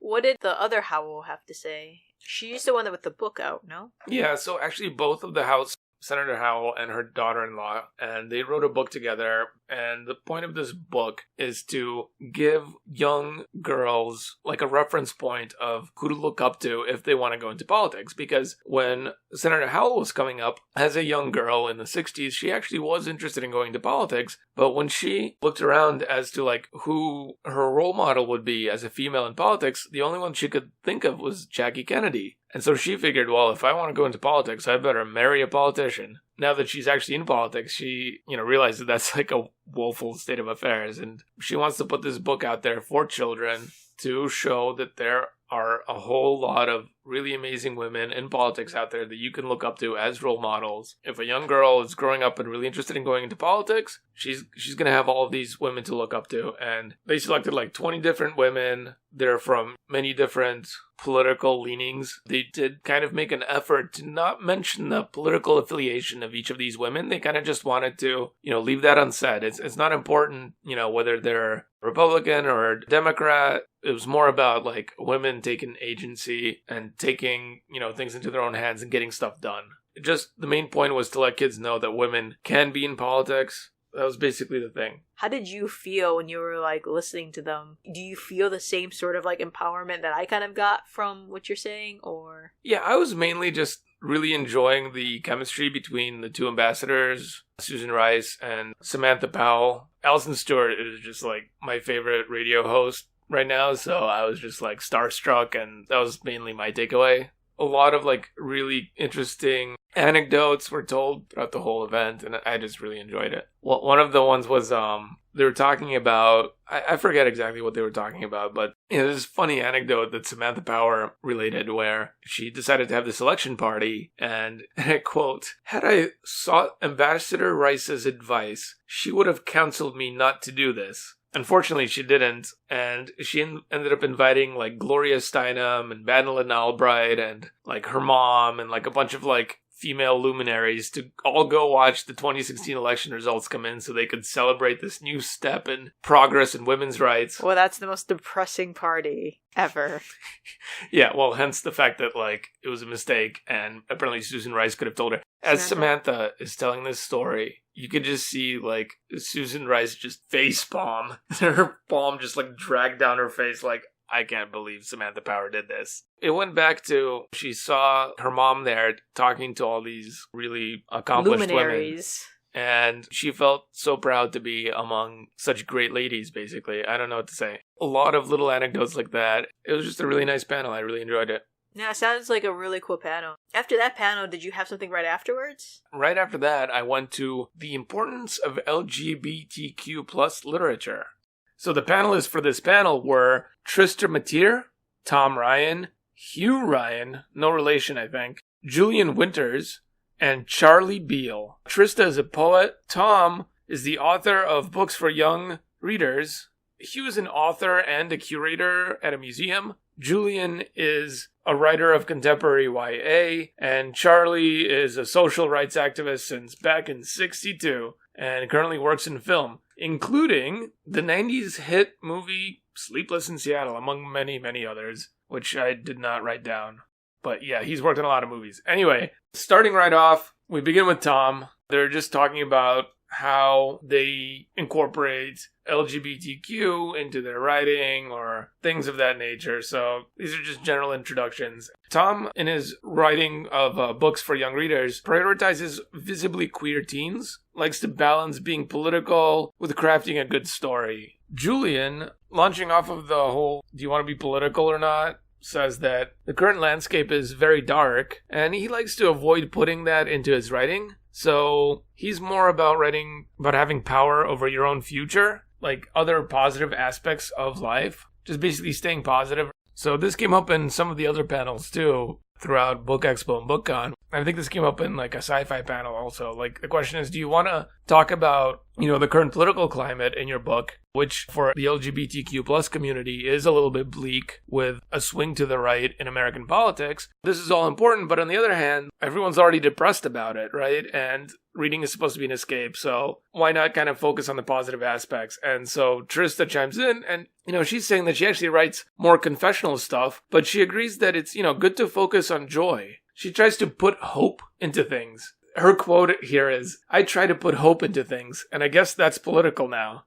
These are some of the different ways that, the current political moment is playing into these authors' approach to their work. Charlie Beale talked about how, his friend, the great Gilbert Baker, a famous gay artist from back in the day, was always talking about creating joy rather than darkness. And he gave the example of how Gilbert actually made two of his last artworks after 2016, after the election. And one of them was basically this big installation piece where you had concentration camp prison uniforms, just these, bleak striped jumpsuits displayed on racks. Just like racks like you'd see at a clothing store, taking up an entire clothing store-like space in Manhattan. The message is very clear. These are your clothes now. That is pretty bleak. Yes. But on the other hand, he made one more last artwork before he died, again after the election, and that was a new rainbow flag. So those of you who don't know, I didn't know this before coming to this panel. Gilbert is the guy who actually invented or created the rainbow flag. This was probably one of his more famous artworks. He made a new rainbow flag, and he added a lavender stripe to the flag to represent diversity. And that's a hopeful message. We're talking about here that, despite the current political moment, a lot of these LGBTQ plus authors and creators are right now focusing on the joy, focusing on the positive, focusing on having power over your own future and other positive aspects. Hugh also mentioned that LGBTQ stories are missing from history. So from a political standpoint, he's aiming to do is to include these stories as part of the culture and to do this in a traditional way. So to this end, he actually wrote a history book about gay Brooklyn. And he's also a curator at a museum where, that's incorporating that LGBTQ plus culture in our culture in a traditional sense. So next, panelists discussed what makes their work queer. And Tom started off by discussing what is generally acknowledged by everybody at this BookCon and BookExpo as the queer fiction renaissance in YA. And I think we can all recognize that. There's definitely a lot of queer fiction going on in YA. And it's a positive trend that queerness doesn't have to be the core of the story. So in the past, what would happen is, the whole story would be like a coming out story. That would be like a very common one. Some of the panelists said like, yeah, my first book was like a coming out story. But now it's kind of evolving to where you have gay or lesbian or transgender characters that the main like crux and plot driving element of the story is not that they're, gay. It's that there's a story that happens and it just so happens that like the characters are gay, or the characters are transgender or something like that. And this is seen as kind of a positive trend, but on the other hand, we still end up with all of these books. Like, for example, you have let's say you have an LGBTQ plus detective story, right? Now, do you put it in the gay section of the bookstore? Or do you put it in the mystery aisle? Julian mentioned, he doesn't actually want queer to be a category. He wants the books, to just be like, if it's queer YA, put it in the YA section, and if it's queer detective novel, put it in with the other detective novels. And so there's kind of a debate because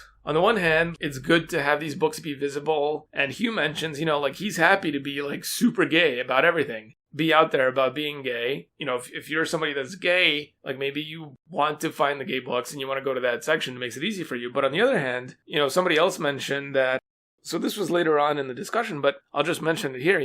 Julian doesn't want the queers to be like a category in the bookstore. And one thing he pointed out is hey, if you put all of the queer books in one section, then let's say you're a queer person that wants to get one of these books, you're basically outing yourself to strangers by going to that section and getting a book there. And it can be really embarrassing to do that. And maybe it's not a good idea to put people through that.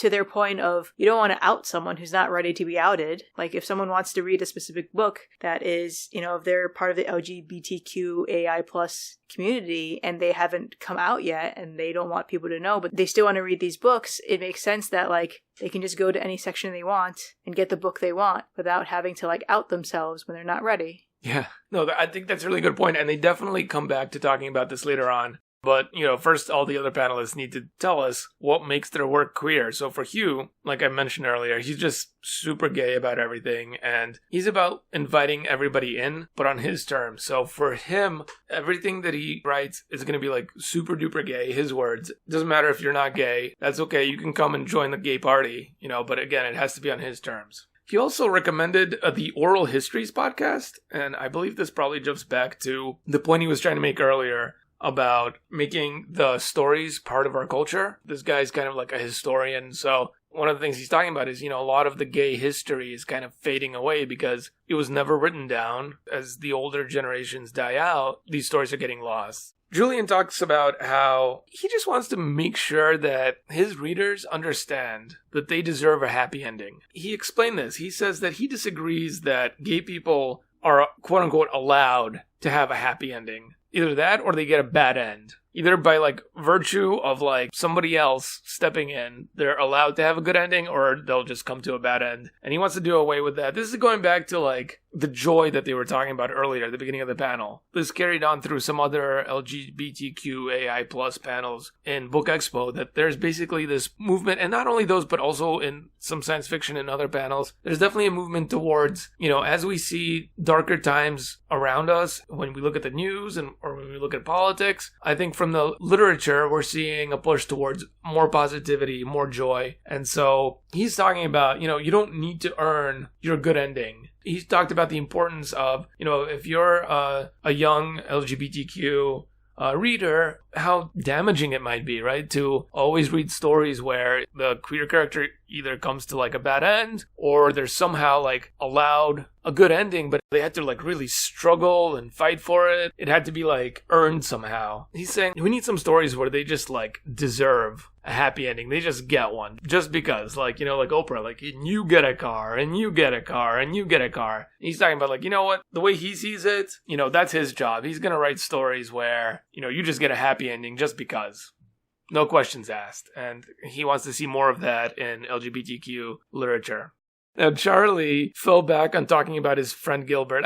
I guess Gilbert must have passed away recently. I think he passed away in 2017. So he talks about how, for Gilbert, the rainbow flag is a visible, hopeful symbol, and that being visible is the only path to liberation. He talks about his work on movies, so I guess he worked on Milk. The Sean Penn film. Yeah, and apparently they were struggling to get money for it. And for a while they thought Tom Cruise was going to play Milk. And quote-unquote, thank God that didn't happen.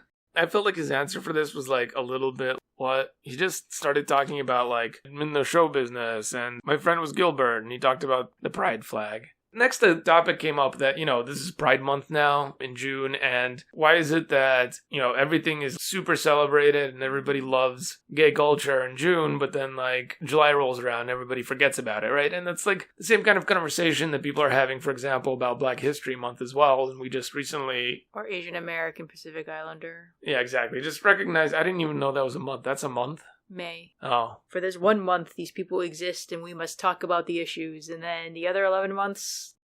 Yeah, exactly. Hugh mentioned, be the bomb you want to throw. And he talks about, why don't you talk to people? Go out there and talk to people about doing events other times of the year. You shouldn't have to, but you can do it, and you can bring it up in spaces and institutions that don't do it. So you notice a space, or a public space, or some kind of institution that doesn't have something. Maybe they, you see they paid some lip service to it in June, but they don't have anything else throughout the year. Go talk to them. And Charlie jumps in, this is the guy that's been an activist since 1962. He actually jumps back to the topic of the gay section in the bookstore. And, he's saying, every June, all the bookstores put on a Pride Month display, and they put all their, LGBTQAI plus books on this one little thing. And it's there for everyone to see. And then the rest of the year, it's whatever. And he's saying, we are going to be ghettoized if we ghettoize ourselves. Maybe you should just focus on writing good fiction to break out of the queer section of the bookstore. Because at some point, if your thriller is good, if your murder mystery is good, it's going to end up in that other section. And yeah, maybe it'll still be in the queer section of the bookstore, but they'll just have to stock it in 2 locations. And then he goes back to what he was discussing and talks about a 2-prong approach, which he is borrowing from the great Martin Luther King Jr. the two prongs are protest and asking nicely. So you have the one guy go in the office and ask nicely and be polite, and then you have the other guy standing outside the door holding a sign. And you kind of like tackle the issue from both ends, and that's how you get stuff done. Now we move on to audience questions, and somebody asked a question about own voices because, of course, this is a really big issue. We do want to have more diversity in the publishing industry, more diverse authors, diverse books alone. If somebody is writing a diverse character and they don't necessarily have that perspective, it could come off a little bit weird. And Julian basically says, the whole non-own voice thing kind of needs to diet down. When they talk about that, doesn't that also come from people within publishing, editors, and people who make the decisions of the books that get published? Like they need more LGBTQIA plus voices up there? We talked about this last year. Well, we didn't have that panel this year, so it's always good to remind everyone what like the general consensus is. Yeah, right? So I think at a diversity panel last year, somebody mentioned that, you end up with people who come in, they're an author that's diverse in some way, fashion, shape, or form. Let's say it's an Asian American author, and they come to the publisher, they got this great book, and the publisher goes like, yeah, you got a good book here, but we're already publishing an Asian American book. That's the wrong attitude, right? We need to get away from that, and we need to get towards, hey, let's publish books that are good. And jumping back to own voices, what if that quote-unquote Asian American book is not even written by an Asian American? That happens all the time. You get queer books that are written by non-queer authors. You get books about black people that are written by not black people. And well, I was just gonna say, I was on a subreddit today and someone was complaining about how he's Asian American, but the Asian American stories that you see now tend to be more about a culture clash between his immigrant parents and him being an American. And he's like, but you know what, I was like really a big fan of embracing my heritage. I never really had that culture clash. And I feel like it's more society expecting me and expecting these stories to happen. That happens because the people who are within the publishing industry, who are above the line in the movie industry or whatever, who make these decisions, they think that these are the stories that people want to hear. So you only get specific types of stories from like these own voices or diverse authors anyways. Like there's so many stories that are begging to be told, but they're not going to be told because people are like, well, we have, this one Asian author and we have 2 Asian authors, we have 10 Asian authors. They're all telling a variation of the same story. My Korean parents don't understand me wanting to be, an athlete. My Chinese parents don't understand me wanting to be an actor. My Indian parents don't understand me wanting to be a chef, that sort of thing. Whereas, sometimes the Chinese American daughter just wants to go to medical school and like marry another Chinese American person who's also a doctor and just, send their children to Chinese school and embrace like everything their parents stand for. I would never read that book in a million years. I'm just putting it out right there. That's what the publishing industry is afraid of, right? They're like, well, we don't think that's going to sell. That's not going to sell. But guess what? That's what they were saying about LGBTQ YA books. You go back like 10, 12 years, yeah, they didn't really exist, right? And now we're talking about a freaking LGBTQ plus YA renaissance right in this panel, right? And how did that happen? Somebody took a risk. The book freaking probably sold like a bajillion copies, and now everybody's doing it, and they're making money, and people are buying it. Well, it's just the idea of like putting these people in these different scenarios that people experience. Like there is going to be an audience. There are people who would appreciate that. Yes. So that's why I say like, it's good to have the own voices writers, but I think what's kind of more important is to have those voices be in the higher echelons of the industry. And we had Julian and Trista talking about, they want to focus on the joy. They want to talk about how you can have queer characters that have a happy ending that they didn't have to struggle for. It just came to them. It just landed in their lap just because, even if they seem like they're the most undeserving person in the world, doesn't matter. Here you go. Why not? Because the narrative traditionally has been like, oh yeah, kill your gay, kill your person of color, or like put them through some kind of epic struggle. And like, why? You don't have to, right? If you're a queer author and you're writing about somebody that's like yourself, why not put them in the best situation possible? Why not write this like really happy, joyful book where everything just works out great? Just like a mushy freaking romance where everybody like ends up happily together ever after. And why the heck not?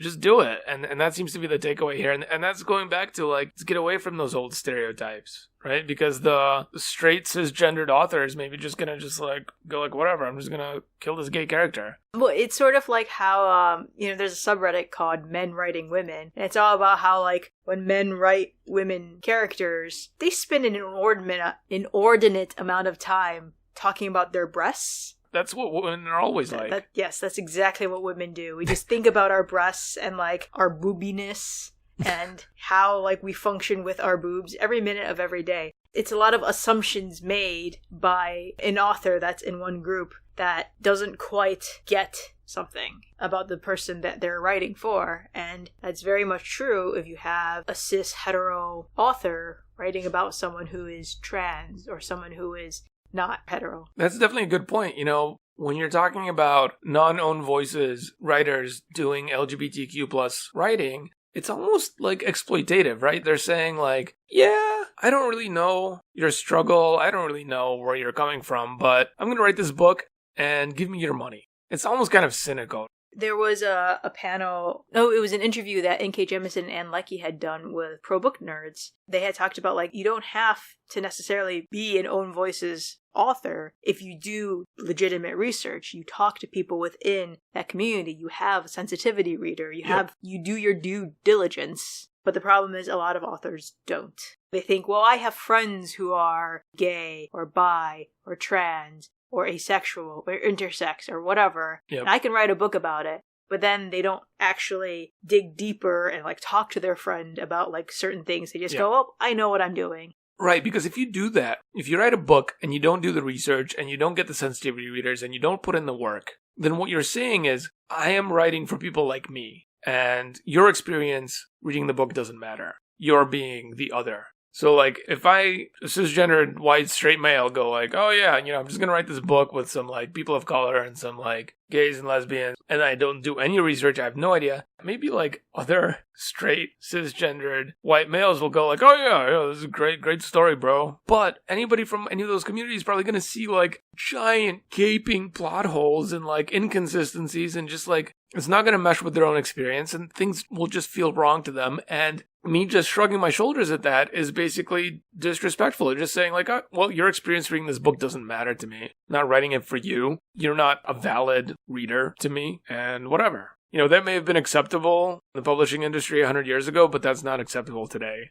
So next we had an audience question. It was a little bit pointed. Everyone was like, kind of like, oh, dang. This came from a member of the audience that asked about gatekeeping in the LGBTQ plus publishing industry, the focus on the G in LGB. What about hetero-romantic asexual versus, like, some other kind of asexual? What about intersex? What about, like, other groups and representation of that? Because at the end of the day, the publishing industry is very male-dominated, and there's a good amount of older, gay, white males in publishing. There may be some kind of gatekeeping in, what gets in, what gets out, what gets published, what doesn't. Charlie bravely tackled this one while everybody else was kind of like, shit.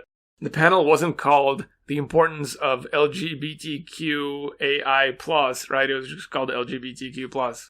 The letters have been increasing over time, and this panel's title didn't keep up with that, and Charlie tackled it, and he went back to his old faithful, Gilbert's flag, and he talks about how in the flag, a lot of people think that the stripes stand for all the letters, right? One of the stripes is L, the other stripe is G, some other stripe is B, one of the stripes must be Q, right? The other stripe must be T. But he's like, no, stripes are not the letters. Pink stands for sex. And sex, according to Gilbert, was basically what separated the queer community from everybody else. Their sex was different, and at the end of the day, straight people are just going to see the differences based on that.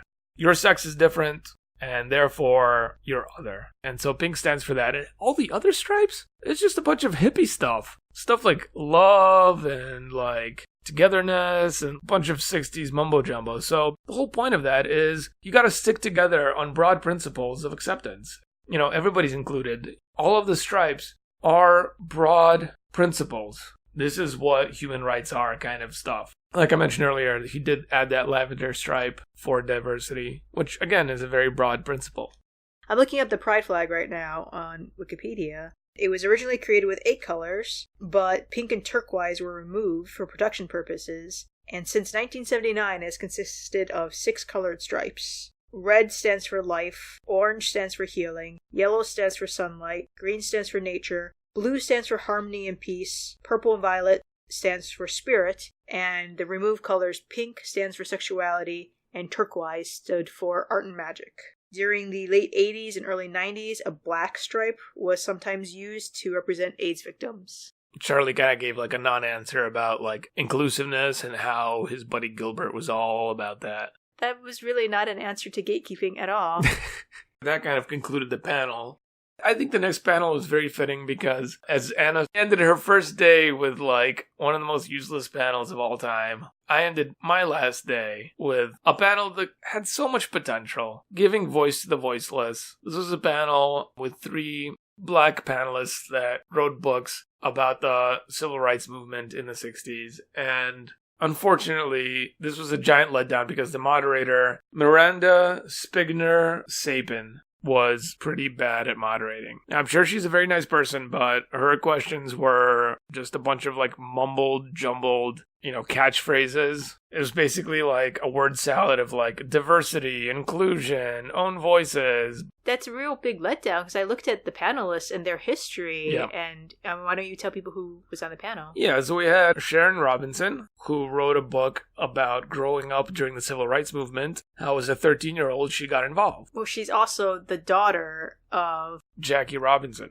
Also, we have Jerry Pinkney, and he wrote a book about Martin Luther King and the March on Washington. And thirdly, we had Stefana Colbert, and she wrote a book called The Elders, celebrating African-American women, talking about 10 accomplished African-American women over the age of 70. These were like really fascinating panelists, and I was really interested in what they had to say. But unfortunately, neither I nor the panelists understood what the heck the moderator was trying to ask them, so they kind of just like tried their best to explain what their books was about. Sharon wrote a book where the backdrop is the civil rights movement, and as a 13-year-old, she actually integrated her school and neighborhood. She talked about how you define freedom in your life. On the one hand, slavery ended way back in the 1860s, but on the other hand, what she came to learn growing up during that time is that she wasn't really free. And so she became an activist. What she did was, in order to get involved, her parents didn't want to let her go out and, do sit-ins or anything dangerous like that because she was just a little kid. So the way she contributed is she actually did jazz concerts in her own home with her siblings, and they would raise money that way for the movement. They would host little concerts and people would come, probably like a lemonade stand sort of thing, but like a more social kind of way to do it. And then they would gather the proceeds and they'd mail it off to, support the movement. She went with her family to the march in Washington. She also went to the Children March, which was a seminal moment for her. And yeah, basically this is a book about her growing up and the experiences that she had during that time. Jerry, his book is about the night before the march on Washington and the day of the march. It's about Martin Luther King. It's about his process, how he's thinking about the speech that he's going to give. It's about the march itself. And it's also about, the 21st century. The march in Washington, Martin Luther King, none of those events in the civil rights movement, that didn't take place in the 21st century. That was 20th century history. And here we are, almost a quarter way into the 21st century, but really, the book confronts us with a question. Could Martin Luther King give that same exact speech today? And Jerry says yes. Yes, he could give that same exact speech today because at the end of the day, even now that we've had our first black president, all of those struggles are still real. They're still present to this day. And, the question is that the book poses, did the dream materialize? Did we realize what Martin Luther King thought? To him, having our first black president is hope for a start. But it's not the finish line. I think that was a really interesting message. I really wish we'd gotten into more discussion about that and gotten some of the other panelists involved in discussing that. But unfortunately, the moderator was just railroading this with her own prepared questions, which, despite being prepared and her reading them off, made absolutely zero sense.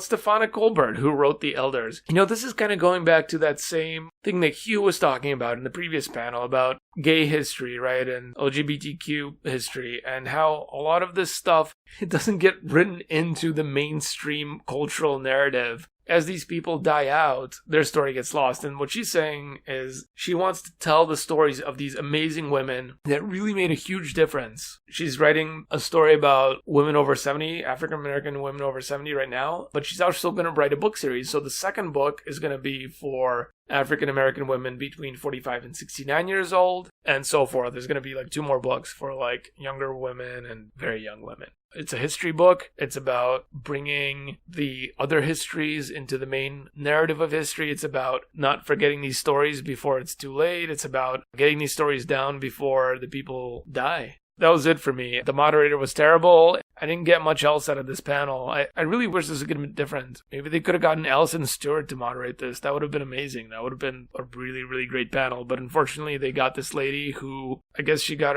her show onto Amazon or something. The Romanovs. Yeah. And she's also writing a book based on the show. Whatever. It's really a shame because these people on the panel all sound amazing, with like a lot to say. Yeah, they're elders, and elders have a lot to say. We have a lot to learn from them, and you know, you got some like millennial that has no idea what's going on, just trying to come up with BS questions like she's cramming for a final, having gone to like none of the classes. It's like if I had gone to like none of the lectures and I was trying to like cram for the midterm or something, right? That's like the kind of questions she was asking. It doesn't have to be millennial to be that. I think someone who was as passionate about this sort of thing. I mean, was she giving a voice to the voiceless Romanovs because they're dead and that's why she's moderating this panel? Like, I don't quite get it. It made zero sense. BookExpo, come on. I went to some really great panels. I had a really, really educational experiences, but this one was a dud. Please do a better job with this kind of thing next time. I guess we're going to have to end our Book Expo wrap-up with a slam on the moderator of this panel. But yeah, thank you so much for the press passes to Book Expo. We had an amazing time. We learned a lot. Yeah, we learned a lot. We talked Anna sent me to all the LGBTQ panels again, and I feel like I got a good perspective on that, and it was very educational, and I did the same in BookCon, so stay tuned for our upcoming episode on our experience at BookCon 2019. Cool, thanks for listening. Yeah, bye guys. We hope you enjoyed this episode of RetRead Podcast. Join us again as we continue our journey down Fear Street. We love hearing from you guys, so feel free to reach out to us at RetRead Podcast on Twitter and Facebook. Email us at ret.read.podcast@gmail.com. Don't forget to like, rate, and subscribe. Once again, thanks for listening. See you again soon.